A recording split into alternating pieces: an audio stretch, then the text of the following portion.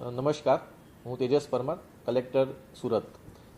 ભારતના હવામાન વિભાગ અમદાવાદ દ્વારા જાહેર કરવામાં આવેલી આગાહી અનુસાર જિલ્લામાં 2 તારીખથી 4 તારીખ સુધી ખૂબ જ ભારેથી અતિભારે વરસાદની સંભાવનાઓ વ્યક્ત કરવામાં આવી હતી. જેના અનુસંધાને અત્યારે આજની સ્થિતિએ જોઈએ તો ચોમાસામાં જિલ્લાનો કુલ સરેરાશ વરસાદ અત્યારે 228 મીમી નોંધાયો છે.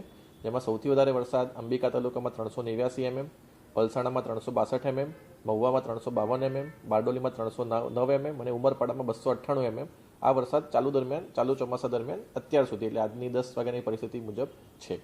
છેલ્લા 24 કલાક અને 48 કલાકમાં જિલ્લાના કેટલાક તાલુકાઓમાં ભારે વરસાદ થયો છે.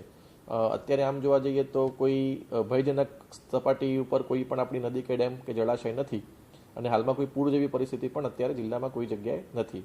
તેમ છતાં પણ આપણે સતત જળાશયો અને નદીના જળસ્તર ઉપર સતત આપણે દેખરેખ રાખી રહ્યા છીએ. કેટલાક નીચાણવાળા વિસ્તારોમાં પાણી ભરાવાની ફરિયાદ સ્થિતિ સર્જાઈ હતી, જેના ઉપર પણ અત્યારે અલગ અલગ સંબંધિત વિભાગ દ્વારા તેના માટેની કામગીરી કરવામાં આવેલી છે. હજુ સુધી કોઈના સ્થળાંતરની જરૂર આપણને પડી નથી.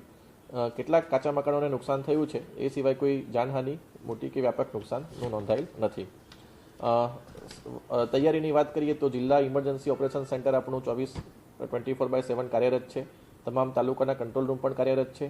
એ સિવાય સુરત મહાનગરપાલિકાનો ફાયર વિભાગ, કામરેજનું ERC સેન્ટર તેમજ તમામ નગરપાલિકાઓના ફાયર વિભાગ પણ બચાવ અને રાહતની કામગીરી માટે સંપૂર્ણ સુસજ્જ છે.